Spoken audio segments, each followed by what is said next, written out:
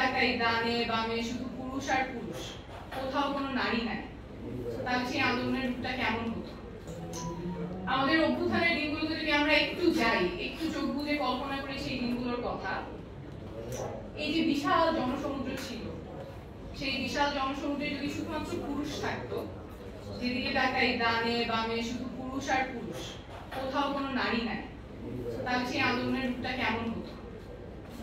সেই আন্দোলনের চিত্রটা কেমন হতো? আমাদের uprising A women were not just participants, women were the uprising. আমাদের অভ্যুত্থানে শুধুমাত্র নারীরা পার্টিসিপেন্ট ছিলেন না, তারাই অভ্যুত্থান ছিলেন।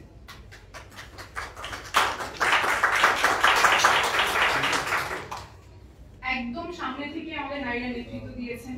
রুমানা আপা বলেছেন যে পুলিশের চোখে চোখ রেখে কথা বলেছেন।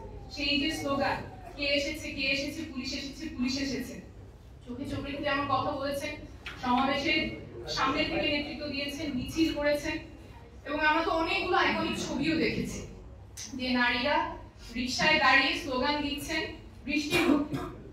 That was an iconic picture. দেশে বিদেশে আমরা অনেক প্রচার করেছি। তো এই দুর্দান্ত চিত্রগুলো আমরা আমাদের রাজনীতিতে, নতুন রাজনৈতিক দলে, নতুন রাজনৈতিক বন্দোবস্তে কিভাবে আমরা সাস্টেইন করব, কিভাবে আমরা এটা আরো এনহ্যান্স করব, সেটাই আমাদের আগামী চ্যালেঞ্জ। এটা শুনে অনেকে বলতে পারেন যে এটা অনেক দূরের স্বপ্ন, এখনই না, সামনে একটা সময় আসবে, women must wait for their turn।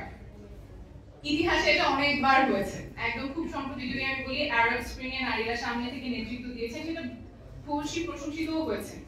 কিন্তু যখন অধিকারের প্রশ্ন এসেছে, তখন কিন্তু নারীরা সেই জায়গায় তাদের অধিকার নিশ্চিত করতে পারেনি। তাদেরকে বলা হয়েছে এটা পরে পরে একটা সময় আসবে, আপনারা অপেক্ষা করেন। সেই অপেক্ষার প্রহর আর শেষ হয়নি। তো এই যে কথাগুলো যে সামনে হবে, ভবিষ্যতে হবে, এখন না, এখন আসলে সময়টা ঠিক না। That is one way of saying it's not going to happen. আমাদের পরিবর্তনের জন্য ভবিষ্যতের দিকে না, আমাদের এখনই করতে হবে। Now is always the best time. পরিবর্তনের জন্য বর্তমানই সবসময় সবচেয়ে ভালো সময়। এখানে অনেকেই বৈষম্যের কথা বলেছেন। বৈষম্য নিয়ে আমি খুব বেশি দূরে যাব না, আমি জাস্ট একটা স্ট্যাটিস্টিক দিব স্কেলটা বোঝানোর জন্য। আমরা অমর্ত্য সেনকে অনেকেই চিনি, নোবেলজয়ী অর্থনীতিবিদ। উনি 1989 সালে একটা গবেষণা করে দেখিয়েছিলেন যে বৈষম্যের ফলে পৃথিবীতে জনসংখ্যা আছে, তার মধ্যে 100 মিলিয়ন women মিসিং, অর্থাৎ 10 কোটি নারীর থাকার কথা ছিল। বৈষম্যের ফলে আমাদের জনসংখ্যা এই 10 কোটি women নাই। That is the scale of বৈষম্য we face. এবং এই থেকে উত্তরণের অনেকগুলো কথা অনেকের কাছ থেকে এসেছে।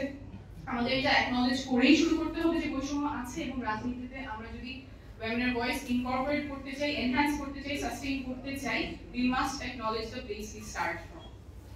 এই ক্ষেত্রে আমার মনে হয় দুইটা জিনিস আমাদের অবশ্যই মাথায় রাখতে হবে। একটা হচ্ছে আমাদের নারীদের কথা আমরা যখন বলছি, পরিবেশটা কি তাদের জন্য নিরাপদ? আমরা যদি রাজনীতির কথা বলি এবং সেখানে সে থ্রেটেন্ড হয়, হ্যারাসড হয়, বুলিড হয়, এটা অনেকগুলো উদাহরণ অনেকেই বলেছেন। এখানে মামা বলেছে, দুদি আপা বলেছেন, তো অনেকেই বলেছেন। এই আমরা যদি তাদেরকে সেখান থেকে প্রোটেকশন এর মেকানিজম যদি আমাদের না থাকে সিস্টেমে, তখন তো আমরা তাকে এম্পাওয়ার করছি না, তার রিয়েল ইনফ্লুয়েন্সের জায়গাটা তৈরি হচ্ছে না, শুধুমাত্র একটা যুদ্ধ ক্ষেত্রে ঠেলে দেওয়া হচ্ছে। আর সেকেন্ড এই বিষয়টা খুব মাথায় রাখতে হবে যে আমরা যাতে চিন্তা না করি টেবিলে একজন নারী আছে, তার মানে ওইটাই হয়ে গেল, টোকেনিজম না করে কিভাবে আমাদের নারীরা becomes real influence for change, real agents for change, সেই জায়গাতে আমাদের অবশ্যই কাজ করতে হবে। আমরা সমৃদ্ধির কথা চিন্তা করি, প্রোগ্রেসের কথা চিন্তা করি। প্রোগ্রেস আসলে কি? আমরা নারীদেরকে পেছনে ফেলে প্রোগ্রেস নিয়ে সামনে আগায় যেতে পারবো? আমরা যদি নারীদেরকে সাইডলাইন করি, প্রোগ্রেসটাই সাইডলাইন হয়ে যাবে। ধন্যবাদ।